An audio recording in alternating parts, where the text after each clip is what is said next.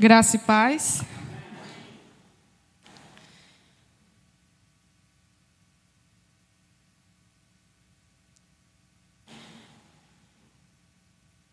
Queria ter palavras para descrever esse momento. Como de praxe, já chorei ali, então eu acho que agora já não vai ter mais, né? Já fiz a minha parte ali, acho que aqui não vai ser necessário. Mas que alegria, meus irmãos. É uma verdadeira alegria render louvores ao Deus da nossa salvação.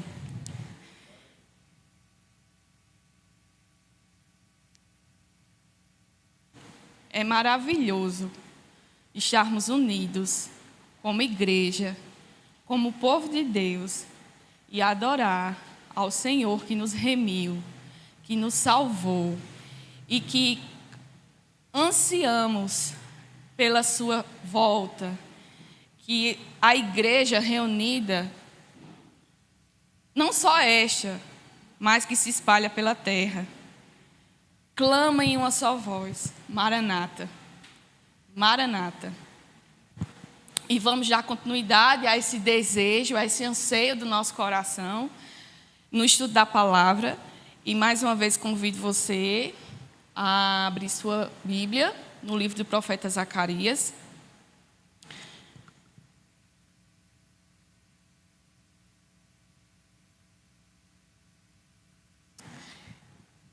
A partir do versículo 7, capítulo 1, versículo 7, diz assim. Todos acharam, né? Zacarias, capítulo 1, versículo 7, diz assim: No 24º dia do mês, 10º, que é o mês de Sebate, no 2º ano de Dario, veio a palavra do Senhor ao profeta Zacarias, filho de Baraquias, filho de Ido. Tive de noite uma visão, e eis um homem montado num cavalo vermelho. Estava parado entre as murteiras que havia num vale profundo. Atrás dele se achavam cavalos vermelhos, baios e brancos.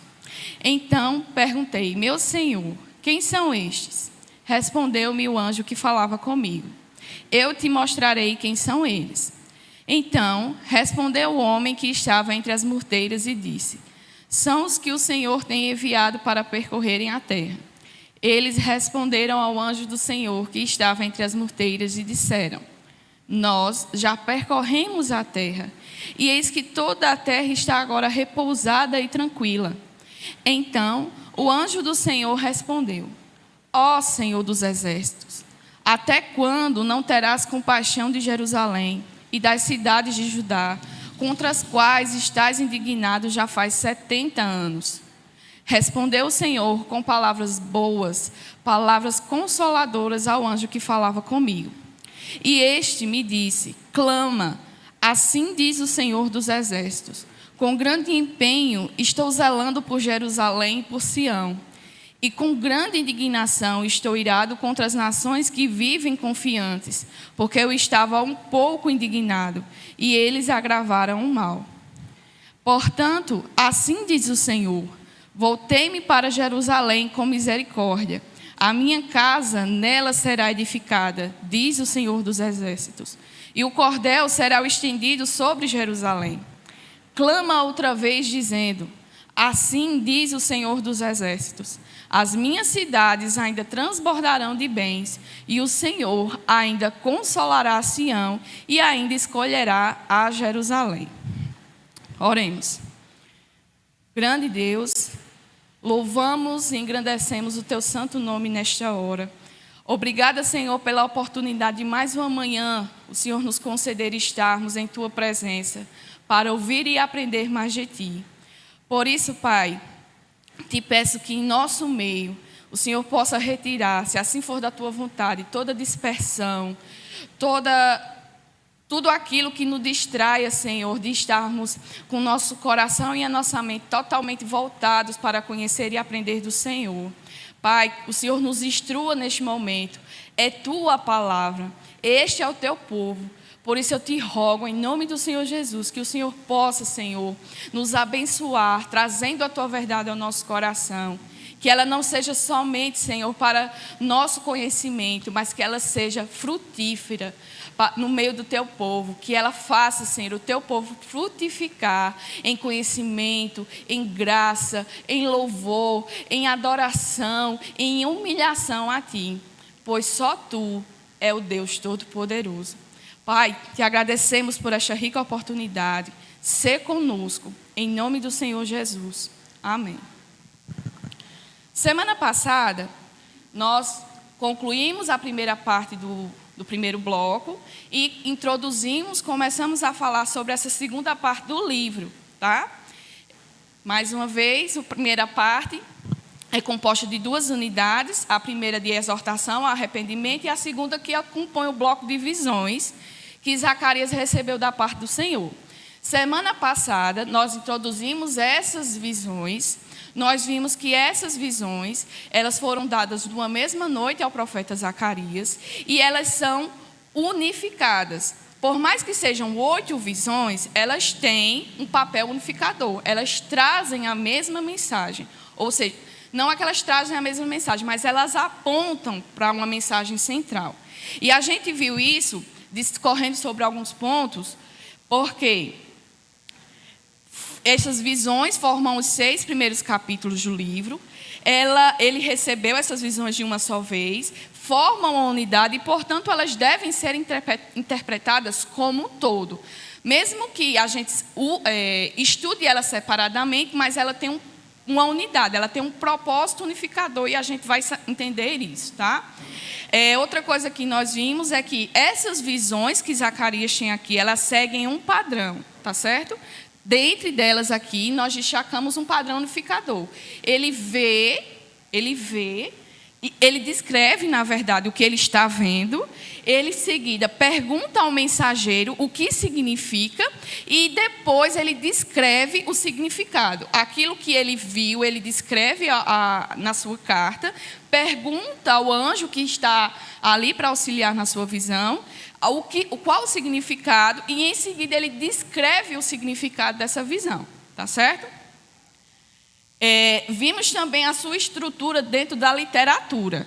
Ela tem um padrão quiástico, ela tem essa configuração, esse padrão literário dentro do texto. Isso é comum na literatura da Bíblia, tá certo? Essa estrutura, ela é comum dentro da estrutura bíblica. Algumas narrativas bíblicas se apresentam desse formato. E o que isso significa? Que importância isso tem para vocês? É porque, da mesma forma que essa característica, dentro para o leitor judeu, ele já conhecia o propósito final dessas visões, é importante a gente entender para que a gente também compreenda que ela tem um propósito final, certo? Ela direciona para uma mensagem central. Esse tipo de estrutura literária.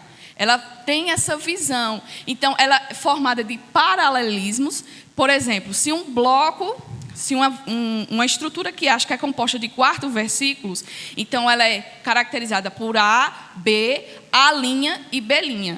São paralelas, versículos que são paralelos, e eles complementam um sentido do outro. Como dentro aqui da estrutura das visões, nós temos esse paralelismo, esse contexto quiástico, certo? Na primeira visão, é descrito cavalos. Na 8ª visão, há uma descrição também, só que não é de cavalos, são de carros. E qual o propósito deles? Percorrerem toda a terra. Então, são paralelos, porque o assunto a visão traz sentidos complementares. Nas visões 2, 3 e nas visões 6 e 7, ele vai trazer o plano de fundo para edificar o povo, para animar o povo na reedificação, na reestruturação do templo. Então, ele vai trazer nessas visões os obstáculos que vieram ao povo e que não permitiu que eles continuassem perseverando nessa obra. Aí ele vai trazer aqui nos 2 e 3 os obstáculos que vêm de fora, que atacaram e minaram a esperança deles na reconstrução. E nas visões 6 e 7, ele vai dizer que os obstáculos não são só os de fora, mas também os de dentro. O próprio povo se desanimou. Por quê? Aí essas visões, elas têm esse sentido. E essas visões, elas levam para um tema central. E esse tema central a gente vê nas visões 4 e 5. Na quarta visão e na quinta visão está o tema principal dessa descrição dessas visões. E qual é o tema? Mostrar, chamar a atenção e animar os líderes responsáveis por esta obra, que são Zorobabel, o príncipe, o governador, como também o sumo sacerdote Josué. Então, essas visões, pela própria estrutura, elas vão caminhando para um centro, para um tema central. Tudo isso volta, todas essas visões acontecem, tem lições importantes, nós vamos tirar isso dela, nós vamos aprender isso dela, mas essas visões, elas têm um foco central. É qual? Chamar a atenção para os líderes, para o papel que eles tinham que desempenhar no meio do povo, certo? Deu para entender? Se não der, diga aí que a gente socorre de novo. Como todo mundo está em silêncio, eu vou tomar como um sim, tá? Então, essa é a estrutura literária que vai dar o conteúdo dessas visões, tá? Lembrando que é uma literatura apocalíptica? Ela vai ter lições para o futuro? Vai. Vai apresentar o Messias? Vai. Mas a gente precisa entender que há um propósito por trás dessas coisas, tá? A profecia, ela era ministrada para um período específico. Então, ela tinha que ter lições para que o povo pudesse compreender aquilo que estava sendo anunciado. Mas como a palavra de Deus, ela é imutável, ela é eterna, então a gente entende que, da mesma forma que Deus usou a sua palavra para edificar o seu povo naquele contexto, ela é imutável para que em todas as gerações nós possamos aprender as verdades de Deus. Nós possamos aprender a vontade de Deus para o seu povo. Que pode passar o que for, vier o que for, mas Deus é com o seu povo. Tá? E nisso nós precisamos ter isso bem guardado e gravado na nossa mente e no nosso coração. Então, chamando a atenção para a primeira visão, ela apresenta algumas características, tá certo? Primeiro é o tempo da visão. O próprio texto vai dizer que no 24º dia do mês 1º, que é o mês de Sebate, no 2º ano de Dário, veio a palavra do Senhor ao profeta Zacarias.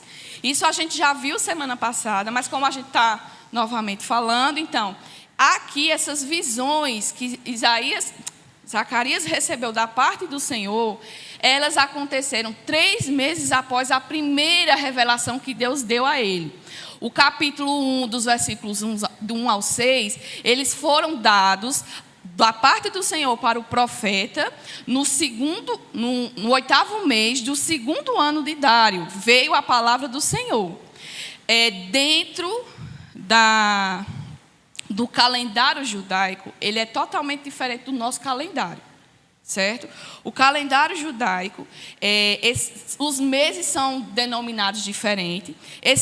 O 8º mês seria o que representaria para nós o outubro ou novembro. Por que representariam os dois? Porque eles contam um mês para o calendário judaico, é a partir do nascimento da lua até quando ela desaparece. Quando a lua nova é o primeiro dia do mês. Eles contam assim, tá certo? Aí, o que seria esse 8º mês? Seria para nós o que referencia outubro, novembro. Esse mês de Sebate, que aqui a gente vê no início da visão, da primeira visão, representaria os meses de janeiro, fevereiro, certo? Então, teoricamente, depois de 3 meses, Deus traz novamente a sua palavra a Zacarias, por meio de uma visão, e dá a ele essa responsabilidade de anunciar ao seu povo. Então, nós temos um tempo, que é o 24º dia do mês 1º, que é o mês de Sebate. Veio novamente a palavra do Senhor, mostrando mais uma vez que essas visões não são frutos do seu imaginário. Não foi porque ele bebeu vinho demais e começou a ver coisas. Não foi porque ele estava lá em transe, não. Não é fruto de algo imaginário próprio, não é fruto da mente do profeta. Ela tem origem no próprio Deus, porque é a palavra de Deus que veio até ele por meio das visões, certo? Um outro ponto que nós destacamos aqui, nessas visões, e especificamente nessa que a gente está tratando agora, é a descrição do local e os personagens que estão contidos nessa visão. Quais são os personagens que nós encontramos aqui? O cavaleiro, que está assentado no cavalo vermelho. Nós temos a presença das murteiras. Nós temos o vale profundo, que é descrito aqui. E nós temos os cavalos, os demais cavalos que se encontram por trás do cavaleiro. Esses cavalos são os cavalos vermelhos, os baios e os brancos, certo? Dentro dessa narrativa, de acordo com a descrição que o próprio profeta dá dessa visão, ele vai dizer, versículo 8: tive de noite uma visão, e eis um homem montado num cavalo vermelho. Estava parado entre as murteiras que havia num vale profundo. Essa descrição, pelas características dela, elas remetem ao Vale do Cedron. Semana passada eu trouxe uma imagem horrível, vamos ver se agora fica melhor. Para mim não melhorou não, para vocês.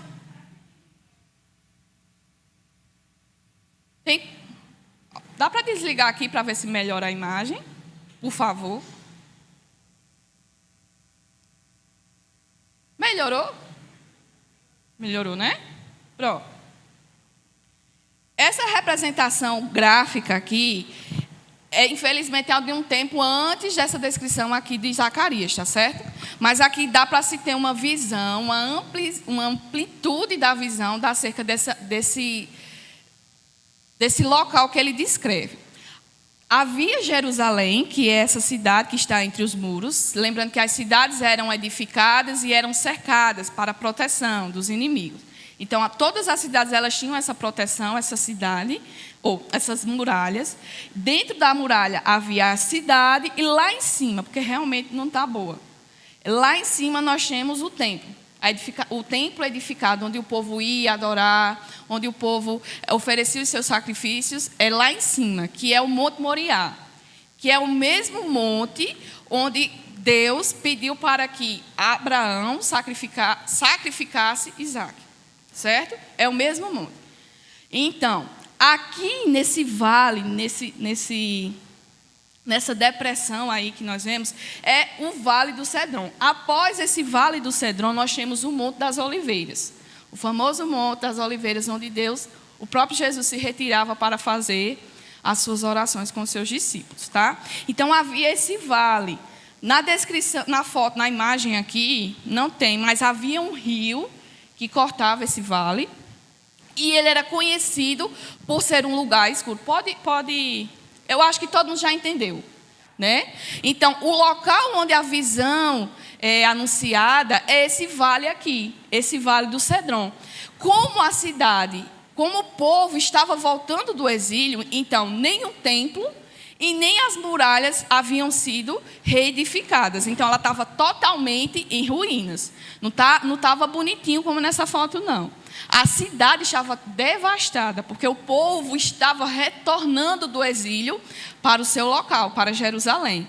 Então, quando ele descreve justamente esse lugar, o Vale do Cedron. Cedron, no hebraico e no aramaico e no árabe, significa escuro.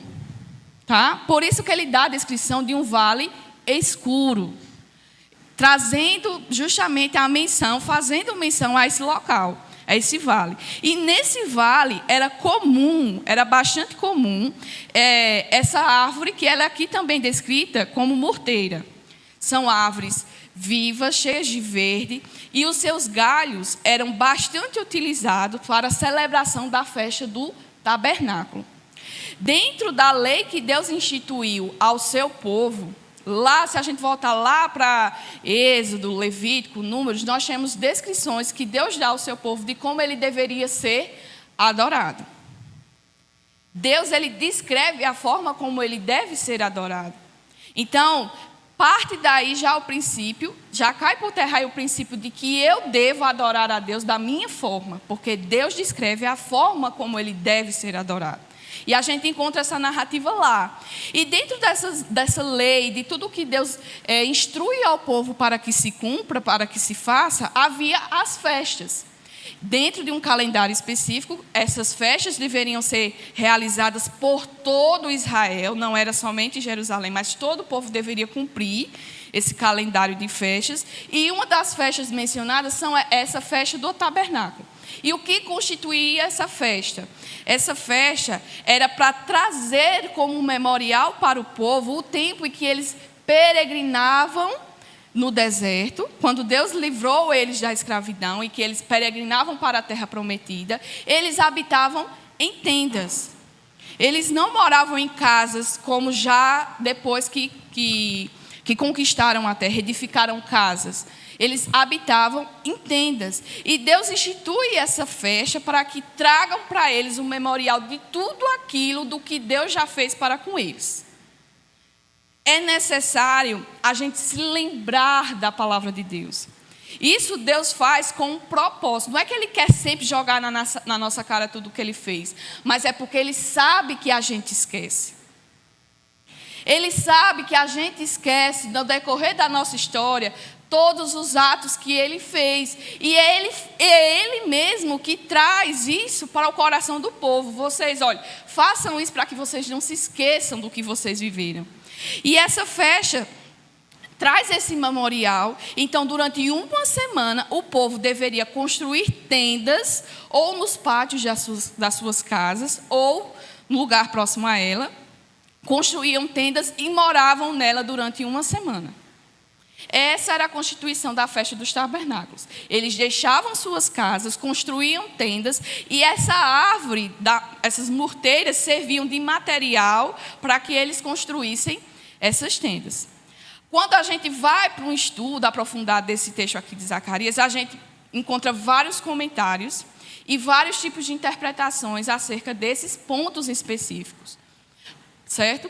Se você for ler, se você for estudar, você vai encontrar vários tipos de interpretações, dando a eles significados referentes. Tá certo? O que significaria? O que significaria esse vale? Aqui não está necessariamente buscando uma interpretação acerca desse material. Ele só está trazendo a descrição do local onde se encontrava. E isso é interessante porque mais na frente a gente vai entender o porquê essa visão se deu no Vale do Cedron. Por que aconteceu, o cavaleiro apareceu nesse local? Aí a gente vai ver mais na frente, tá certo? Então nós temos essas descrições. As murteiras, que são essas árvores abundantes nessa região, nesse vale escuro, o Vale do Cedron. E na mensagem também, na visão também, nós temos a descrição dos cavalos. 3 cores diferentes de cavalos: cavalos vermelhos, cavalos baios e cavalos brancos. Os baios representam, significa aquele cavalo de cor vermelho amarronzado, como mais para um avelã, sabe? Nem é marrom, também não é vermelho, é uma mistura dos dois ali. Aí é o que traz a definição de cavalo baio, a cor, o que seria a cor do baio, tá? E essa descrição, cavalo vermelho, cavalo baio, cavalo branco, vemos que aqui, dentro da narrativa da própria visão, é como se fosse um exército que está em apresentação aqui. É um exército que é descrito aqui. O Senhor não é chamado de Senhor dos Exércitos? Por 3 vezes, no único versículo, é repetido isso. No início da visão, e depois, no decorrer dessa visão, quando é descrito o que se sucede nessa visão, nós temos o Senhor sendo representado como o Senhor dos Exércitos. Então, essa configuração aqui desses cavalos representa o exército do Senhor. E mesmo dentro do exército que a gente conhece, existem hierarquias, existem comandos, existem classificações, soldado, cabo, tenente, por aí vai. Essa coloração desses cavalos representariam isso. tá? Trariam essa representação, demonstrando o exército do Senhor atuando na terra. Lembrando mais uma vez que as visões apocalípticas, elas trazem a visão, ela traz uma revelação de um ponto de vista espiritual, tá certo? O que a gente não consegue contemplar com os nossos olhos. Os nossos olhos contemplam o que está aqui. Deus agora está descrevendo o que acontece no reino espiritual. E o que acontece? Aí nós vamos ver agora. Versículo 9. Então perguntei, meu Senhor, quem são estes? Respondeu-me o anjo que falava comigo. Eu te mostrarei quem são eles. Então respondeu o homem que estava entre as morteiras e disse, são os que o Senhor tem enviado para percorrerem a terra. Zacarias pergunta ao anjo, quem são estes? Aí o anjo dá a permissão para que Zacarias participe do que está acontecendo naquele momento. E quem responde já não é mais o anjo, mas é o homem que estava no cavalo, que estava sentado no cavalo. Aí o que é que ele diz? São os que o Senhor tem enviado para percorrerem a terra. Primeira lição que nós aprendemos aqui, e a primeira palavra que Deus traz ao seu povo, é uma palavra de consolo e de conforto. Aí você olha assim para o texto, olha para o que está ali e diz, como é que é? Que consolo é esse? Deus está revelando ao seu povo, o povo que voltou do castigo, que voltou do exílio, que sofreu a punição por causa dos pecados dos seus pais. Deus está revelando a eles que Ele é o Deus soberano sobre todas as coisas. Diante desta revelação, Ele está dizendo que, Ele está mostrando que olhando para todas as circunstâncias, eles contemplam reinos, eles contemplam reis, eles contemplam exércitos. Mas aqui ele está mostrando que ele percorre por toda a terra. O senhorio do nosso Deus, ele é irrestrito à limitação geográfica. O senhorio do nosso Deus, os olhos do nosso Deus percorrem por toda a terra. Essa descrição do seu exército, ela dá uma definição clara da onipotência, da onipresença do nosso Deus. Os olhos de Deus estão por toda a terra. Nada, absolutamente nada foge do controle, do senhorio do nosso Deus, porque os seus olhos estão por toda a terra. Nem mesmo no mais profundo abismo não há como se esconder. O próprio salmista vai dar essa declaração. Nem se eu me esconda no mais profundo abismo, o Senhor lá estará. Nem se eu suba no mais alto dos céus, o Senhor lá está também. Mesmo que eu ainda seja uma massa informe no ventre da minha mãe, o Senhor me viu. É essa a realidade que Deus está mostrando ao seu povo. Eu sou o Deus Todo-Poderoso. Eu sou. O mundo que vocês veem, homens se levantam, homens são abatidos, nações se levantam, nações se abatem. Por quê? Porque eu estou no controle de todas as coisas. Não há nada que acontece sem a minha permissão. Não há nada que acontece sem que eu contemple e veja. Tudo está sobre o meu domínio. Tudo está sobre o meu controle. Vocês olhem e vejam. Existem poderosos sobre a terra, mas eu sou o Todo-Poderoso. Eu sou o Todo-Poderoso. E que lição isso traz para nós nos dias de hoje? O que é que nós podemos aprender com essa declaração do nosso Deus? Muitas vezes nós nos conformamos ou nós desacreditamos que Deus está ciente de tudo o que acontece no mundo, não é verdade? Uma primeira declaração que a gente escuta da parte do mundo para com os cristãos é: se Deus realmente é bom, se Deus realmente existe, por que existe tanta guerra? Por que existe tanta fome? Por que existe gente que perece na face da terra? Deus não está nem aí. Deus criou tudo, se foi que Ele criou tudo, e jogou a gente à mercê. Primeira coisa que a gente aprende aqui é que Deus é soberano. Deus é soberano. Por mais que a gente não veja, por mais que muitas vezes a gente não compreenda, Deus continua sendo soberano. Deus continua sendo o Senhor e Criador de todas as coisas. Deus continua sendo o sustentáculo de todas as coisas. Deus continua sendo a minha, a sua segurança e a sua rocha. Deus continua sendo a minha e a sua herança. Deus tem sido o nosso socorro bem presente. Deus tem sido o nosso auxílio em meio às tribulações. Deus tem sido tudo o que nós precisamos. Mesmo que eu não veja, Ele está lá.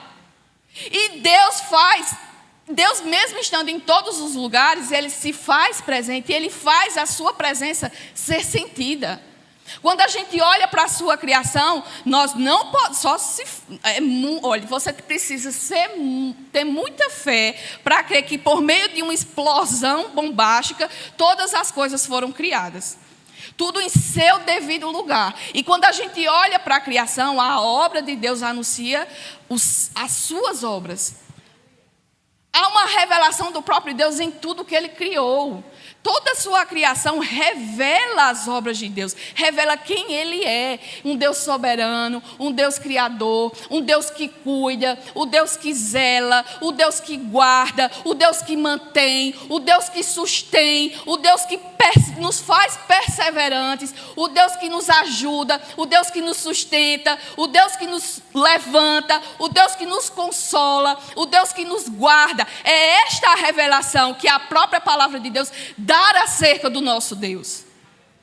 É essa revelação que nós temos acerca do nosso Deus. E qual é o nosso problema? O nosso problema é porque a gente não quer conhecer a palavra de Deus e, consequentemente, não conhece a Deus. O nosso problema é esse. E para uma geração que estava vindo de um exílio, Deus chama para que eles se arrependam. Deus chama para que eles se voltem para o Senhor, porque Deus é um Deus fiel para cumprir as suas promessas. Da mesma forma que Ele chama o povo ao arrependimento, era para que o povo continuasse na aliança que havia sido feita anteriormente. Deus chama o seu povo para viver uma vida de intimidade, uma vida de relação, uma vida viva na presença dEle. Deus quer que o seu povo se relacione com Ele. Por isso que nos primeiros versículos nós temos esse chamado ao arrependimento.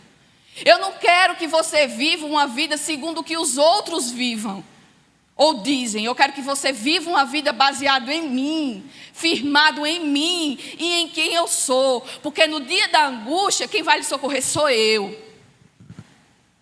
No dia da angústia, quem vai ser sua rocha sou eu. No dia da tribulação, quem vai manter seus pés firmes sou eu. Então você precisa ter um relacionamento comigo, diz o Senhor. Você precisa ter um relacionamento com o Senhor. E esse conhecimento vai nos levar a uma vida viva na presença de Deus. E diante dessa realidade, você não será mais o mesmo. Você não vai mais se contentar com uma vida superficial. Você não vai se contentar com apenas 5 minutinhos da palavra de Deus, ou só com aquela oração rápida que você faz no início do dia, uma oração rápida para fechar o dia, para ter sua consciência limpa de que você esteve na presença de Deus. Você não vai se conformar com isso. Você, dia após dia, você vai querer se derramar na presença do Senhor. Dia após dia, você vai querer se deleitar em sua presença. E Deus chama o seu povo a reconhecer isso. Eu sou o Deus Todo-Poderoso. Os meus olhos estão por toda a terra. Não há nada oculto, não há nada que aconteça que eu não veja, e não há nada que aconteça que não seja da minha permissão, porque os meus olhos estão por toda a terra. Isso é uma palavra de consolo. Uma palavra de consolo para aqueles que tinham a sua fé abalada, a sua esperança meia frouxa, para aqueles que têm os seus pés fracos. Isso é uma palavra de consolo. Eu estou no meio do meu povo. Eu estou no meio da minha criação. Eu zelo, eu cuido, eu sustento, eu mantenho. Eu não sou um Deus alheio. Eu sou um Deus presente.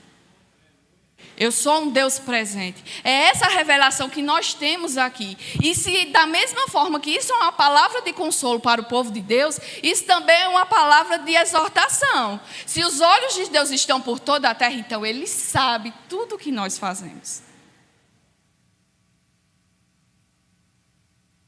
Ele sabe tudo o que nós fazemos. Do mesmo jeito que a palavra de Deus é a espada de dois gumes, mais cortante, capaz de dividir tudo o que existe no ser humano. Essa é a revelação que nós precisamos ter também. Deus é um Deus de consolo, mas a gente precisa ter cuidado com a forma como a gente se porta, porque Deus vê. Deus vê. Deus vê. Deus está na sua casa. Deus está no meio da sua família. Deus está no seu trabalho. Deus está na sua cidade, Deus está nesta nação e Deus está entre todas as nações. Este é o nosso Deus. Um Deus onipotente, onipresente e onisciente. Este é o nosso Deus.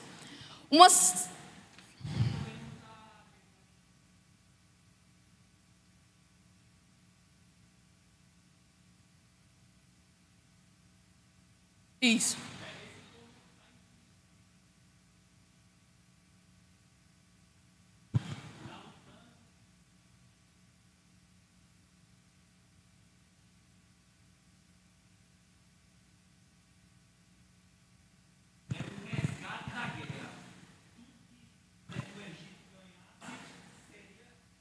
Isso.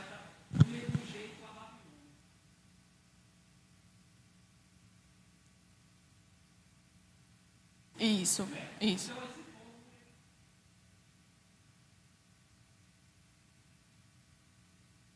Isso.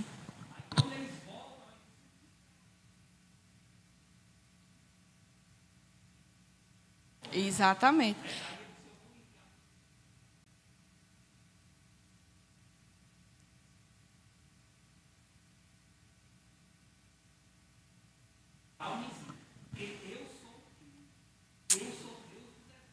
Amém.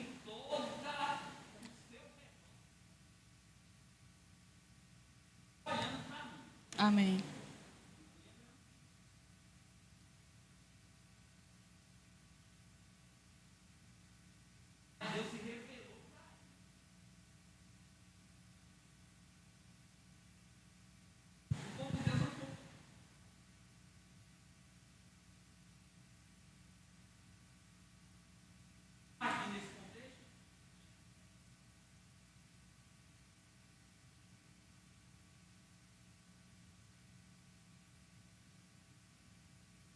É.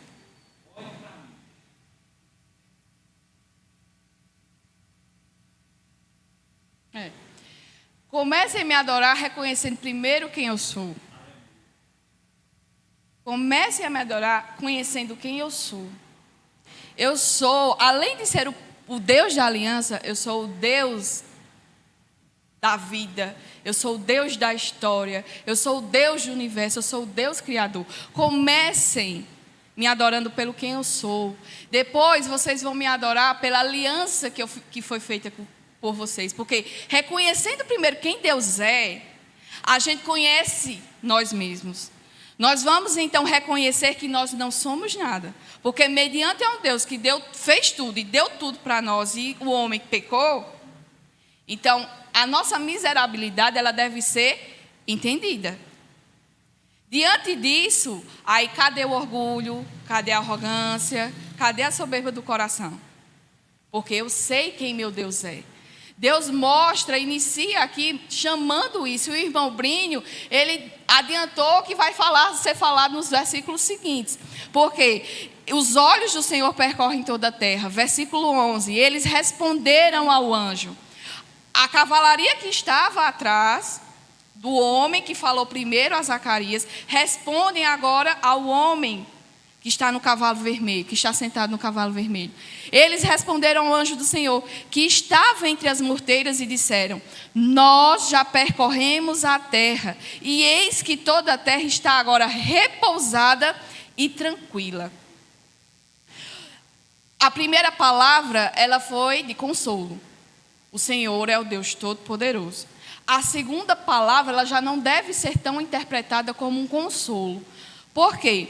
Como o irmão Brino falou ali, falou ainda há pouco, eles estavam sendo dominados.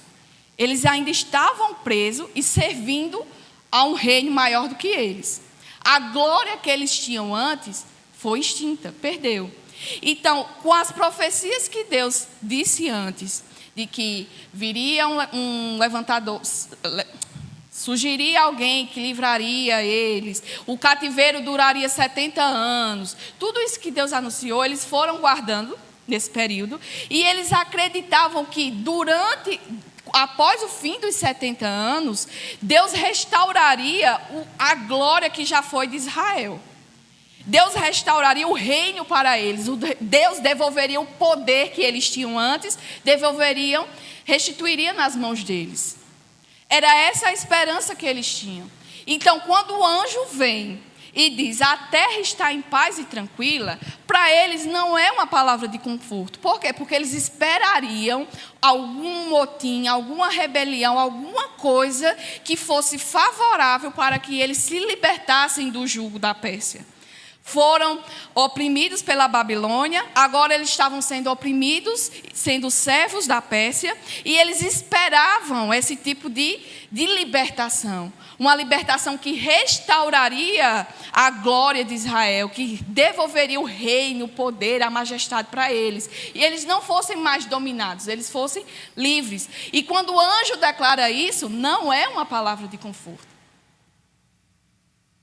Mesmo sendo a soberania de Deus sendo atuante na história do seu povo, não era essa a resposta que eles esperavam. Eles esperavam que a terra estivesse em um reboliço, que acontecesse algum motim, alguma coisa para que destronasse a Pérsia do seu trono, saísse do seu lugar, e eles restaurassem a glória que eles tinham antes. É tanto que, no versículo 12, o anjo do Senhor clama a Deus. O que é que o anjo vai dizer? Então, o anjo do Senhor respondeu: ó Senhor dos exércitos, até quando não terás compaixão de Jerusalém e das cidades de Judá, contra as quais estás indignado já faz 70 anos?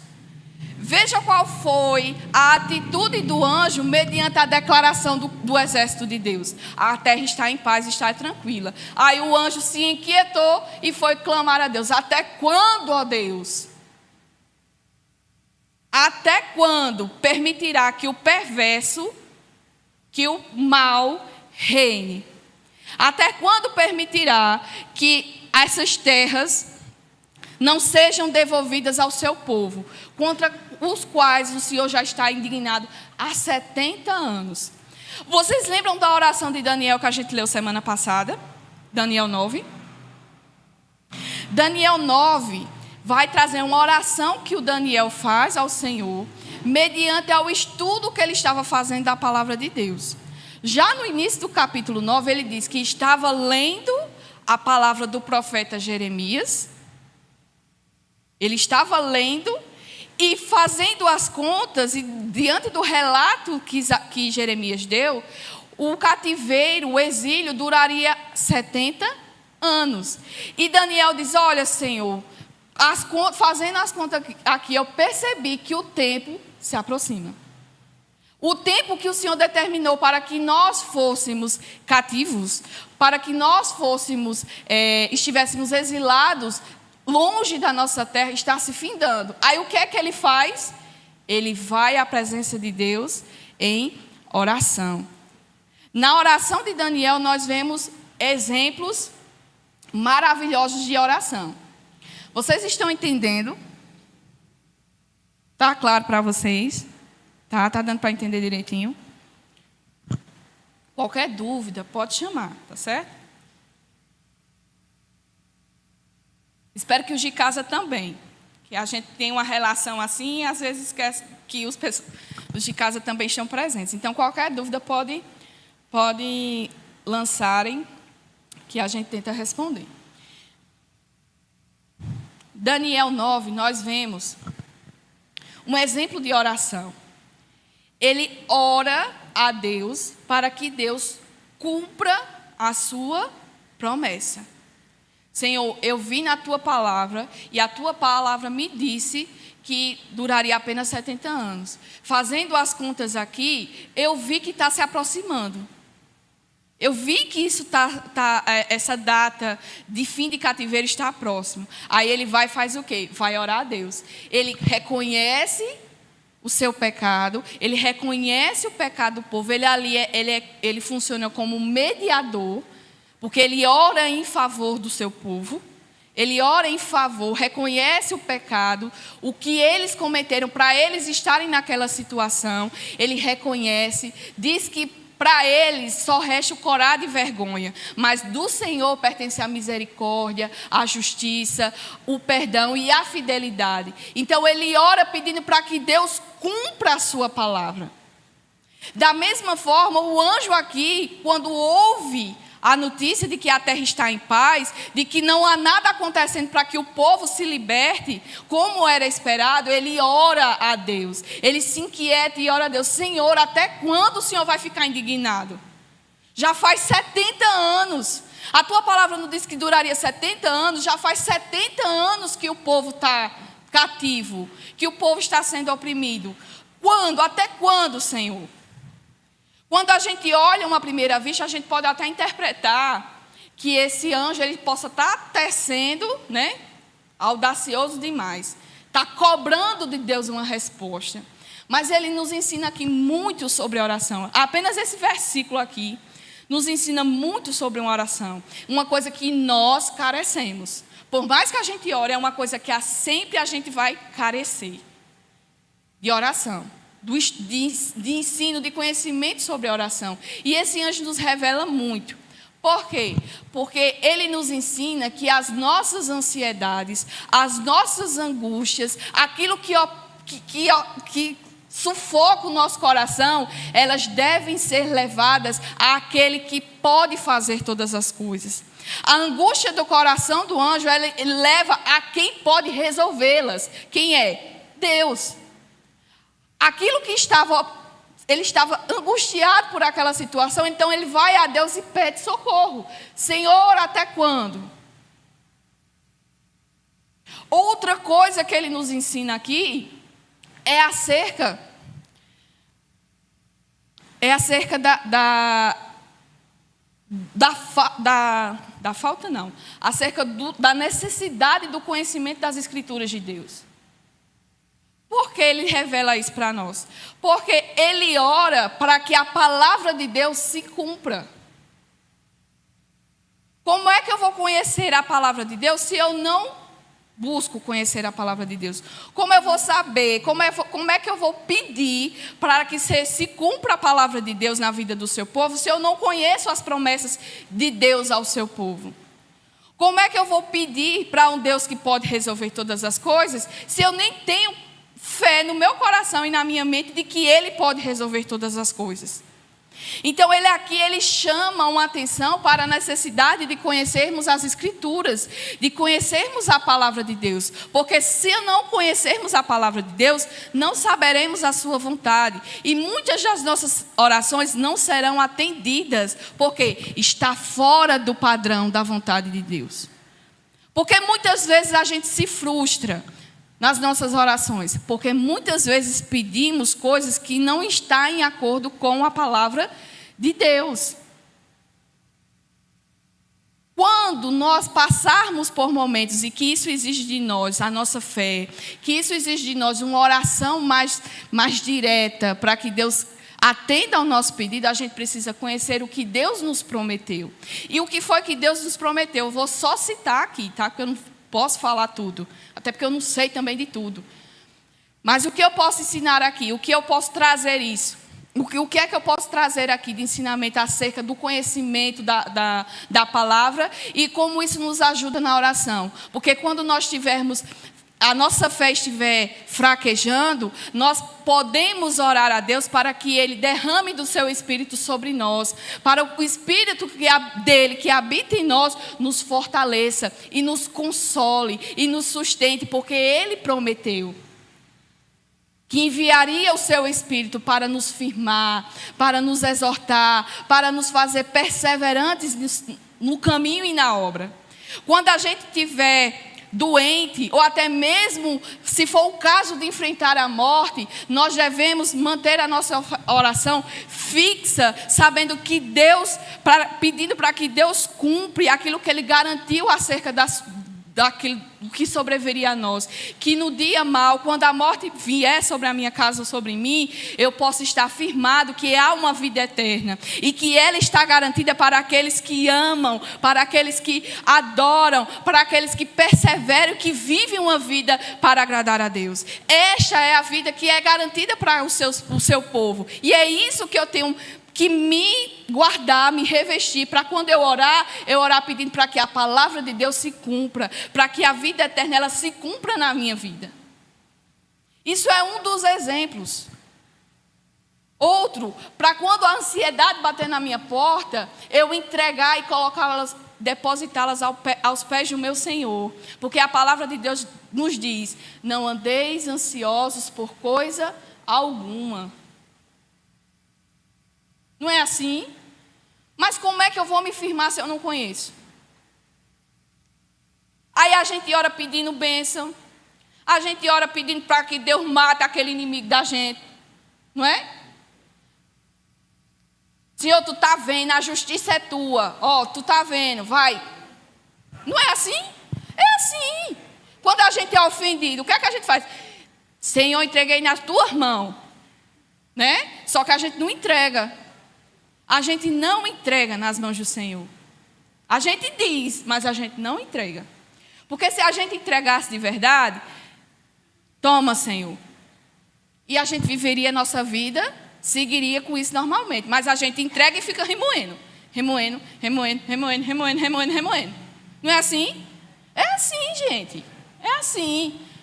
Então, a minha oração, ela deve ser firmada e baseada naquilo que Deus me garante. E onde é que eu vou saber o que Deus me garantiu? Por meio da sua palavra. Ela deve estar em concordância. Ela deve estar ligada uma à outra. Porque eu não vou... Deus nunca vai atender uma coisa que Ele não me prometeu. Deus na sua palavra diz que prometeu bens nesta vida. Prometeu ao seu povo ser rico. Prometeu ao seu povo saúde infinita. É aquele super crente que não tem nenhuma dor de dente, nenhuma cárie atinge um cristão. Deus não nos prometeu isso. Deus nos prometeu que estaria conosco até o final dos tempos. O Senhor nos prometeu, nos garantiu que no mundo teríamos aflições, mas que nós não devêssemos desanimar, porque do mesmo jeito que Ele sofreu aflições, nós iríamos passar, mas que isso não deveria ser para nós desânimo, porque o Senhor, Criador de todas as coisas, habitaria no meio do seu povo, habitaria em nós, e nos garantiria perseverar até o fim. É isso que o Senhor nos promete. Aí a gente se preocupa e se ocupa com coisas que não tem nada a ver com a palavra de Deus. Vivemos uma vida que não agrada a Deus e a gente espera que Deus retribua como bênção. Deus não é seu servo. Você que é servo de Deus. Então viva conforme a sua palavra. Esse é o chamado. Isso é o que a palavra nos ensina aqui. Então, quando ele ora, passou aqui. O apelo do anjo é para que Deus cumpra a sua palavra, aquilo que ele prometeu. E o que é que acontece? Respondeu o Senhor com palavras boas, palavras consoladoras ao anjo que falava comigo. Deus respondeu à oração. Quando a gente ora em concordância com a palavra e com a vontade de Deus, Deus responde. Deus responde. E o que ele diz? E este, versículo 14, me disse: clama, assim diz o Senhor dos Exércitos, com grande empenho estou zelando por Jerusalém e por Sião, e com grande indignação estou irado contra as nações que vivem confiantes, porque eu estava um pouco indignado, e eles agravaram o mal. O Senhor atende à oração do anjo, e o que é que ele diz? Ele traz palavra de redenção. Essas palavras boas, essas palavras consoladoras, que ele responde à oração do anjo, é palavras de redenção. Deus está dizendo aqui que irá redimir o seu povo. Deus está dizendo que ele está com o seu povo. Ele está dizendo: com grande empenho estou zelando por Jerusalém. O Senhor está dizendo que, com zelo, Ele está guardando Jerusalém, Ele está guardando o seu povo.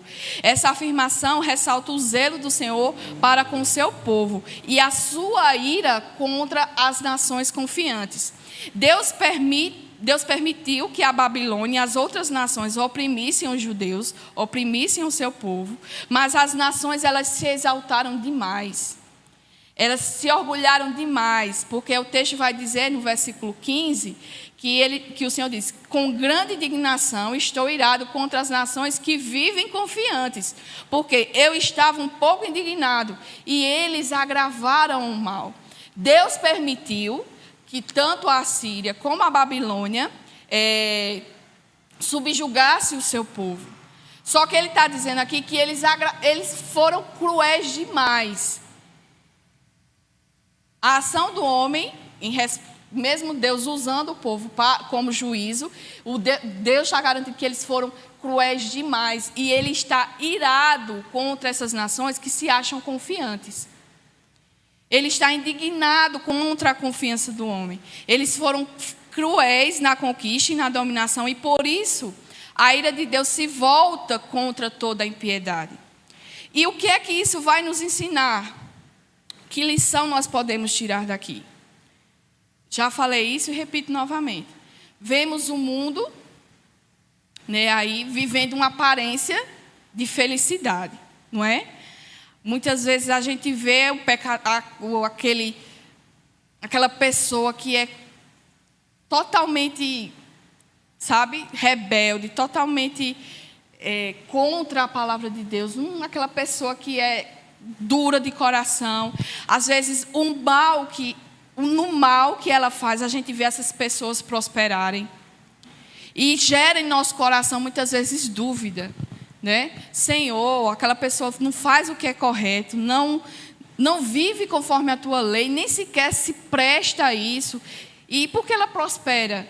E, às vezes, a gente que tenta, tenta, se volta, que cumpre, que é povo de Deus, e às vezes a gente passa só por luta, por atribulação, por adversidade, e a gente vê aquela situação e muitas vezes entristece o nosso coração.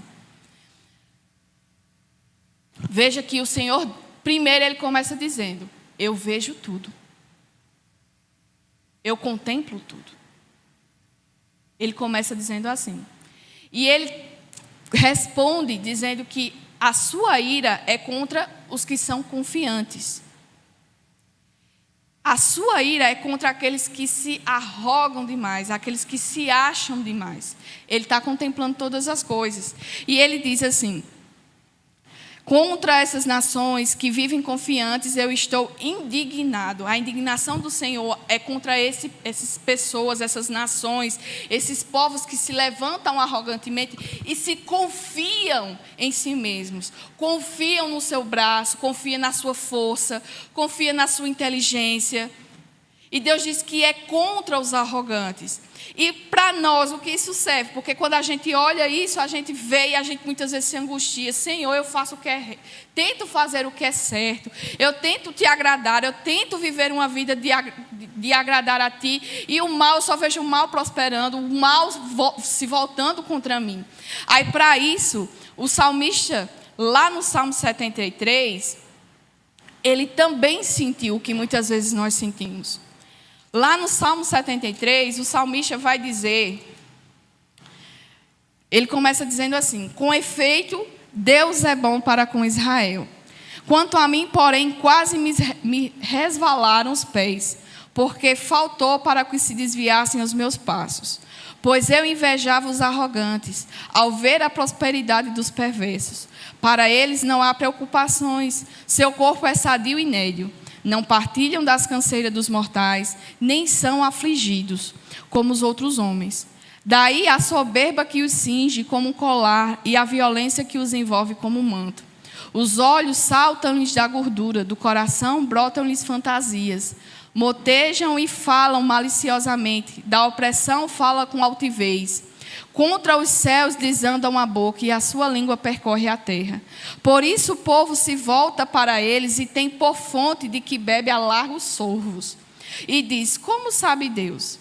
Acaso há conhecimento no Altíssimo? Eis que são estes os ímpios, e sempre tranquilos aumentam suas riquezas. Com efeito, inutilmente conservei puro coração e lavei as mãos na inocência. Pois de contínuo sou afligido e cada manhã castigado. Se eu pensar em falar tais palavras, já aí teria traído a geração de teus filhos. Só refletir para compreender isso, achei muito pesada a tarefa para mim. Até que entrei no santuário de Deus e atinei com o fim deles. Tu certamente os pões em lugares escorregadios e os fazes cair na destruição. Como ficam de súbito assolados, totalmente aniquilados de terror. Como ao sonho quando se acorda, assim, ó Senhor, ao despertares, desprezarás a imagem deles. Quando o coração se me amargou e as entranhas se me comoveram, eu estava embrutecido e ignorante. Era como irracional a tua presença. Todavia, estou sempre contigo. Tu me seguras pela minha mão direita. Tu me guias com o teu conselho e depois me recebes na glória. Quem mais tenho eu no céu? Não há outro em que eu me compraza na terra. Ainda que minha carne e o meu coração desfaleçam, Deus é a fortaleza do meu coração e a minha herança para sempre.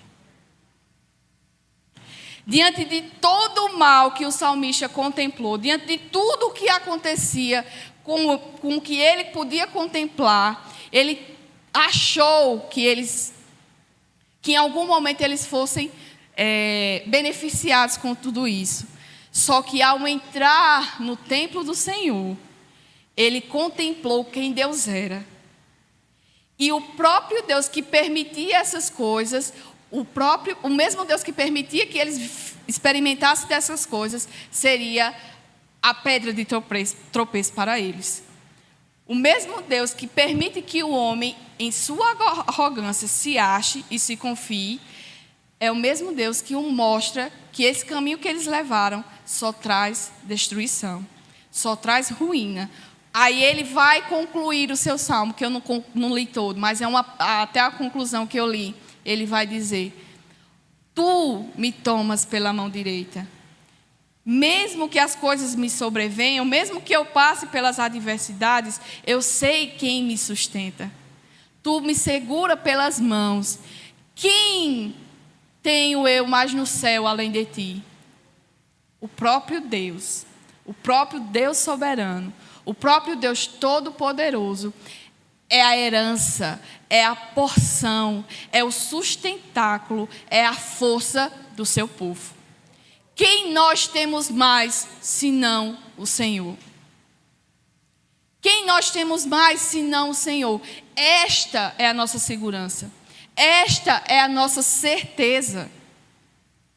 E por mais que as pessoas, o mal prevaleça, Deus está atento a todas as coisas. Por mais que o mal persevere e na sua arrogância se ache alguma coisa, no determinado momento, Deus atribuirá a eles aquilo o que será necessário para eles. O seu juízo virá no tempo determinado. No tempo determinado do Senhor, haverá a sentença, o juízo. Assim como houve para com o seu povo, certamente ocorrerá para os que são ímpios, para aqueles que não se achegam, para aqueles que não amam, para aqueles que não buscam o Deus da nossa salvação. Aí ele vai dizer: portanto, assim diz o Senhor, voltei-me para Jerusalém com misericórdia. Lembra que no início do capítulo 1, nos primeiros versículos, ele vai dizer, chama o povo ao arrependimento, pede para que o povo se volte para ele, porque se o povo se voltar, certamente ele voltaria para o seu povo. Aqui ele está confirmando aquilo que ele falou no início. Voltei-me para Jerusalém com misericórdia. Nós vemos aqui mais uma vez a graça de Deus sendo manifesta por meio do seu povo, através do seu povo. A graça de Deus aqui ela é revelada porque é pela misericórdia que Deus faz essas coisas. Não é porque o homem voltou, não é porque o homem fez, mas é pela misericórdia de Deus que permite que Deus volte-se para o seu povo. Não é pelo que o homem faça, mas pela misericórdia do próprio Deus que isso é realizado. A minha casa nela será edificada, diz o Senhor dos Exércitos. E o cordel será estendido sobre Jerusalém. Aqui é redenção, aqui é bênção que Deus está declarando para com o seu povo. Estender o cordel, ele está dizendo que a largura, a medida da cidade, ela será aumentada. Ela não será pequena, ela será grande. Deus fará de Jerusalém, fará do seu povo, fará da sua cidade uma cidade grande, porque ele está dizendo que alargará, estenderá o cordel sobre Jerusalém. Aí o anjo vai dizer, clama outra vez dizendo, assim diz o Senhor dos Exércitos, as minhas cidades ainda transbordarão de bens, o Senhor ainda consolará Sião e ainda escolherá a Jerusalém. Palavra de bênção, palavra de consolo. Deus contemplou a oração do anjo. Deus respondeu prontamente, garantindo que o que ele faria se cumpriria e que traria bênçãos para o seu povo. Essa é a palavra de Deus, a bênção de Deus, a graça de Deus revelada para o seu povo. A misericórdia de Deus veio até nós. A misericórdia de Deus nos alcançou. Não fomos nós que fomos pelos nossos atos e pelas nossas ações. Porque se fosse por elas, ainda estávamos lá fora. Foi pelas misericórdias do Senhor que o Senhor nos abençoou. É pela misericórdia de Deus que Ele nos alcança. É pela misericórdia de Deus que somos abençoados. É esta a palavra que Deus garante ao seu povo. Então, esta mensagem, essa primeira visão que nós temos aqui, que Deus concede a Zacarias, o profeta viu o relato do cavaleiro, o profeta atestou no seu coração que Deus era soberano sobre todas as coisas, mesmo que o inimigo se sentisse seguro, Deus continua sendo Deus. Mesmo que a terra se arrogue de soberba, de soberania, Deus continua sendo Deus. Zacarias ouviu a oração do anjo, implorando para que Deus livrasse o seu povo, para que Deus libertasse o seu povo conforme a sua palavra. E Zacarias ouviu Deus responder ao seu anjo. Respondendo, em suma, resumindo essa visão, Deus está dizendo assim ao seu povo: eu sou soberano, eu estou com vocês, com todo o meu poder, com toda a minha glória e com todo o meu amor. Por isso, não temam. Por isso, descansem. Se confiem em mim. Se apeguem a mim. Há uma forte razão para, nessa descrição, esse anjo do Senhor, esse cavaleiro, né, que está entre as murteiras, e que os cavaleiros, depois de percorrerem toda a terra, vêm até ele e e responde o que eles viram. Há uma forte razão, na verdade, de compreender de que esse cavaleiro aqui é a manifestação pré-encarnada do nosso Senhor Jesus. Porque devemos entender que essa manifestação, ela é ou possa ser a pré-encarnação do nosso Senhor. O anjo significa mensageiro. E Jesus é um mensageiro absoluto que revela a verdade de Deus para o homem, para o seu povo. Ele é quem é o comandante dos exércitos. Ele que está comandando os exércitos dos anjos aqui. E lá em Mateus, capítulo 26, quando Jesus é preso, e na sua defesa, quando ele tem a oportunidade de falar, ele vai dizer que certamente, se ele orasse ao Senhor pedindo para que o socorresse, não viria 12 legiões de anjos para socorrê-lo. É uma descrição de que o próprio Jesus, ele é Senhor, ele é o comandante dos exércitos do céu, ele intercede por seu povo. Veja que a oração que o anjo faz aqui é uma oração de intercessão. E quem é o nosso intercessor? Quem é que está na presença constante de Deus intercedendo por nós? É o nosso Deus. É o nosso Senhor. E isso explica porque Deus responde prontamente à oração com promessa de redenção. O anjo que intercede era o próprio Redentor, que ele viria mais à frente. Então, quem Zacarias contempla nessa visão é o próprio Cristo. É o próprio Senhor. E a gente tem isso como uma realidade nesse texto por causa da descrição e de como concede essas coisas. E como se sucede tal realidade. Então, esse anjo, esse cavaleiro que está entre as murteiras, é a pré-encarnação de Cristo. É Cristo quem garante essas coisas. E é o próprio Cristo que firmará essas coisas, porque por meio da sua obra, por meio do seu sacrifício, é que nós temos redenção. É por meio da obra de Cristo que nós alcançamos misericórdia do nosso Deus. É por meio da obra de Cristo que nós temos a certeza de que temos um intercessor diante do Pai, que intercede por nós, que nos acude, que nos acode, que nos ajuda, que nos fortalece, que nos sustém. Porque é o próprio Deus que garante essas coisas. É o próprio Deus que sustenta o seu povo, é o próprio Deus que preserva, é o próprio Deus que anuncia a redenção que Ele mesmo trará ao seu povo. Amém? Compreendida a primeira visão? Vamos para a segunda. Não tocou ainda? Levantei os olhos e vi. Eis 4 chifres. Perguntei ao anjo do Senhor. Perguntei ao anjo que falava comigo: que é isto? Ele me respondeu: são os chifres que dispersaram a Judá, a Israel e a Jerusalém. O Senhor me mostrou 4 ferreiros. Então perguntei: quem vem fazer estes? Ele respondeu: aqueles são os chifres que dispersaram a Judá, de maneira que ninguém pode levantar a cabeça. Estes ferreiros, pois, vieram para os amedrontar, para derribar os chifres das nações que levantaram o seu poder contra a terra de Judá para a espalhar. Continuando na visão, não há uma interrupção aqui, mas é uma segunda visão que Zacarias tem. Levantei os olhos, depois de tudo que ele viu aqui na primeira visão, ele levanta os olhos, ergue os olhos e vê 4 chifres. Perguntei ao anjo que falava comigo: o que é isto?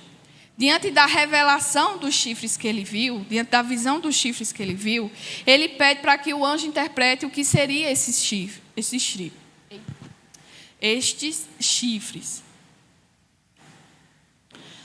A segunda visão, ela tem a característica de mostrar que as nações elas serão castigadas. Tá? Por quê? Por causa da indignação que Deus tem contra elas.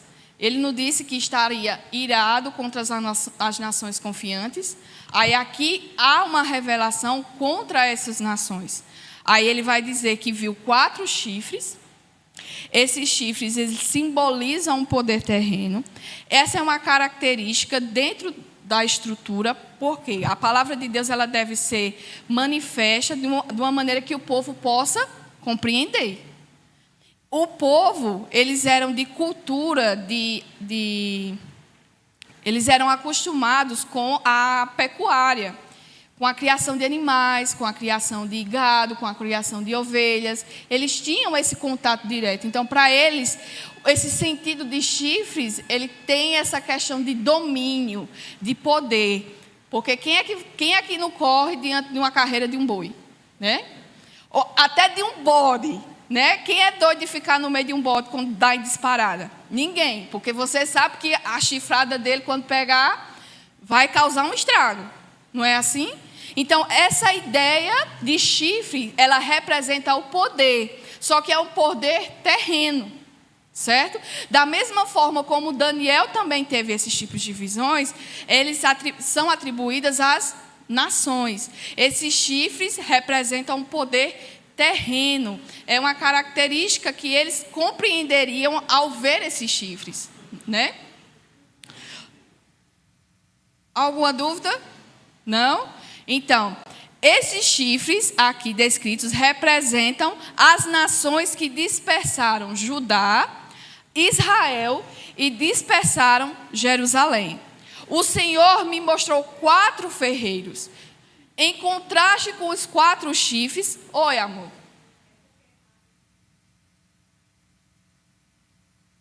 Simbolizam poder terreno.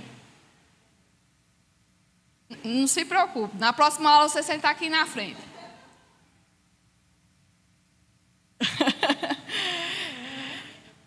Certo? Simbolizam poder terreno. Certo? Pronto. Em seguida, nós temos a descrição. Deus mostra a Zacarias 4 ferreiros. E o que seriam esses 4 ferreiros? Esses ferreiros simbolizam o poder divino. Aqui é um contraste entre o poder terreno e o poder que vem, que é emanado do próprio Deus. Deus está dizendo assim.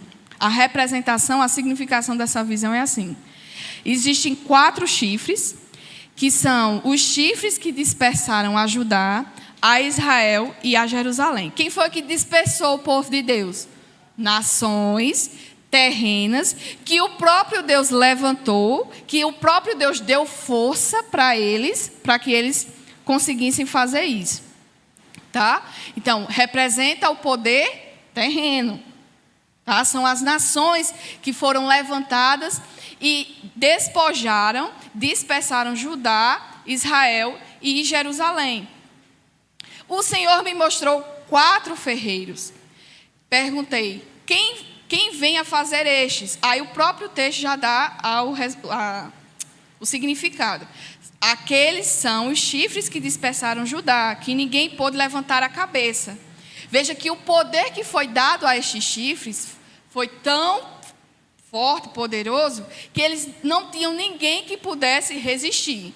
Não tinha ninguém que pudesse levantar a cabeça e enfrentá-los. Tá?